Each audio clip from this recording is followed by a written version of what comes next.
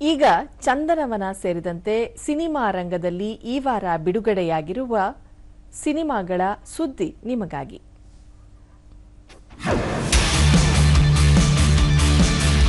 ಈ ವಾರ ಚಂದನವನದಲ್ಲಿ ಒಟ್ಟು 2 ಸಿನಿಮಾಗಳು ಬಿಡುಗಡೆಯಾಗಿವೆ. ಭೂಮಿ ಶೆಟ್ಟಿ ನಟಿಸಿರುವ ಕಾದಂಬರಿ ಆಧಾರಿತ ಕೆಂಡದ ಸೆರಗು ಚಿತ್ರ ತೆರೆಗೆ ಬಂದಿದೆ. ಕುಸ್ತಿಪಟು ಪಾತ್ರದಲ್ಲಿ ಭೂಮಿ ಶೆಟ್ಟಿ, ಪೊಲೀಸ್ ಅಧಿಕಾರಿ ಪಾತ್ರದಲ್ಲಿ ಹಿರಿಯ ನಟಿ ಮಾಲಾಶ್ರೀ ಕಾಣಿಸಿಕೊಂಡಿದ್ದಾರೆ.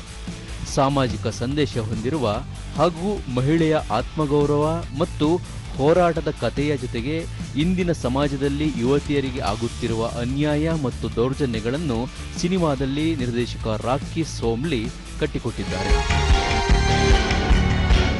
ಧರ್ಮಕೀರ್ತಿರಾಜ್ ನಾಯಕನಾಗಿ ನಟಿಸಿರುವ ಮರ್ಡರ್ ಮಿಸ್ಟರಿ ಸಸ್ಪೆನ್ಸ್ ಥ್ರಿಲ್ಲರ್ ಜಾನರ್ನ ಸಿನಿಮಾ ಬೆಂಗಳೂರು ಇನ್ ಚಿತ್ರ ತೆರೆಗೆ ಕಂಡಿದೆ. ಈ ಚಿತ್ರಕ್ಕೆ ಕಾರ್ತಿಕ್ ಕೆ ಮೂರ್ತಿ ನಿರ್ದೇಶನವಿದೆ. ರಿಷಾ ಗೌಡ ಮತ್ತು ಅನುಷಾ ರೈ ನಾಯಕಿಯರಾಗಿ ನಟಿಸಿದ್ದು, ಹಿರಿಯ ನಟ ಶಶಿಕುಮಾರ್ ಚಿತ್ರದಲ್ಲಿ ಸಹಾಯಕ ಪೊಲೀಸ್ ಆಯುಕ್ತರ ಪಾತ್ರದಲ್ಲಿ ಕಾಣಿಸಿಕೊಂಡಿದ್ದಾರೆ.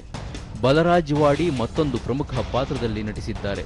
ಈ ಸಿನಿಮಾದಲ್ಲಿ ಪೋಷಕರಿಗೆ ಸಂದೇಶವಿದ್ದು, ಜೊತೆಗೆ ಕಮರ್ಷಿಯಲ್ ಅಂಶಗಳು ಕೂಡ ಸಿನಿಮಾದಲ್ಲಿ ಇದೆ ಎಂದು ನಿರ್ದೇಶಕರು ಹೇಳಿಕೊಂಡಿದ್ದಾರೆ.